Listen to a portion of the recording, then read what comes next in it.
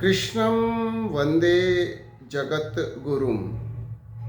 I pray to the Guru of the universe।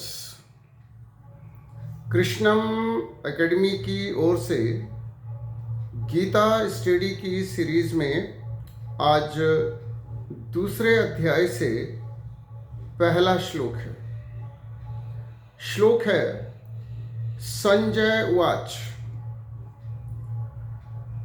तम तथा कृपया आविष्टम अश्रुपूर्ण आकुल इक्षणम विषिदंतम इदम वाक्यम उवाच मधुसूदनः। Seeing Arjun overwhelmed with pity, his mind grief striken, and his eyes full of tears, Lord Madhusudana spoke the following words। करुणा से अभिभूत, मन से शोकाकुल और अश्रु भरे नेत्रों वाले अर्जुन को देखकर भगवान मधुसूदन ने इस प्रकार कहा। दूसरे अध्याय का ये पहला श्लोक है। पहले अध्याय के अंतिम श्लोक में हमने देखा कि अर्जुन अपना गांडीव एक तरफ रखकर हताश निराश होकर रथ पर अपने आसन पर धंस जाता है, बैठ जाता है और युद्ध करने से मना कर देता है। और अर्जुन की जो मानसिक स्थिति है उसका वर्णन दूसरे अध्याय के इस पहले श्लोक में है। अर्जुन करुणा से अभिभूत है। उसे लगता है कि इस भयानक महाभारत में, इस भयानक युद्ध में न जाने कितने प्राण जाएंगे और उसके अपने लोगों के प्राण भी जाएंगे। एक गुड ह्यूमन बीइंग के हार्ट में इस प्रकार की संवेदना, इस प्रकार की करुणा होना स्वाभाविक है। और अर्जुन का जो मन है वो व्याकुल है, दुख से व्याकुल है। युद्ध के भयावह परिणाम को सोचकर वह अत्यंत दुखी है। उसकी आंखों में आंसू है। अर्जुन की यह स्थिति देखकर भगवान मधुसूदन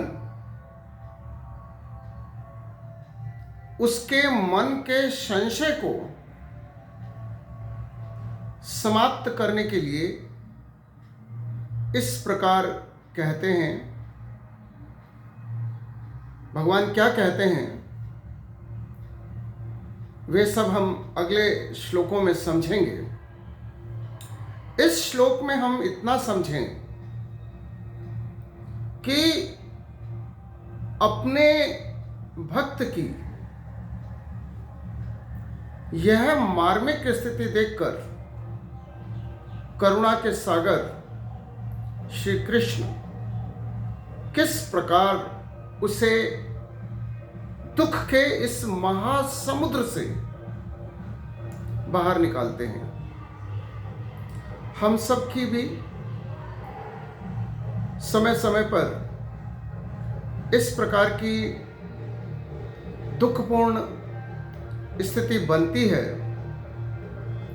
जब हम किम कर्तव्य विमूढ़ होकर,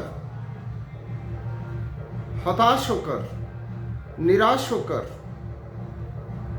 समझ ही नहीं पाते हैं कि इस परिस्थिति में हमें करना क्या चाहिए।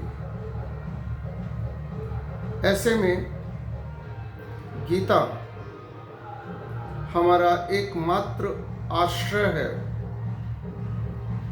गीता एकमात्र गाइडेंस है, एक मार्गदर्शन है जिससे हम जीवन की इस प्रकार की परिस्थितियों से पार पा सकते हैं। और इसलिए हमें भगवान मधुसूदन की वाणी को ठीक से सुनना चाहिए, समझना चाहिए और स्वयं को इस दुखपूर्ण स्थिति से बाहर निकालकर अपने नियत कर्तव्य का पालन करना चाहिए। हमें ये भी समझना चाहिए God is near, God is there. परम शक्ति, परमपिता भगवान श्री कृष्ण हर समय हमारे साथ हैं। हमें निराश, हताश और चिंताग्रस्त होने की कोई आवश्यकता नहीं है। हमें चिंता करने की कोई आवश्यकता नहीं है। हमें चिंतन करने की आवश्यकता है। हम चिंता से स्वयं को मुक्त करें और हम चिंतन करें, हम मनन करें कि किस प्रकार हम अपने नियत कर्तव्य को स्थित प्रज्ञ रहकर कर पाएं। जीवन की सफलता इसी बात पर निर्भर करती है कि हम स्वयं को और स्वयं की प्रज्ञा को स्थिर कर पाते हैं या नहीं कर पाते हैं। सेंटिमेंटल होकर, भावुक होकर या किसी भी आवेश में आकर, क्रोध में आकर, कहीं ऐसा तो नहीं है कि जो हमारा नियत कर्तव्य है हम उसे ही भूल जाएं और उसे ही ना करें। हमें हर स्थिति में सृष्टि के सफल संचालन के लिए दुख और सुख से बाहर निकलकर सदैव अपने नियत कर्तव्य का, प्रिस्क्राइब्ड ड्यूटीज का पालन करना चाहिए। जय श्री कृष्ण।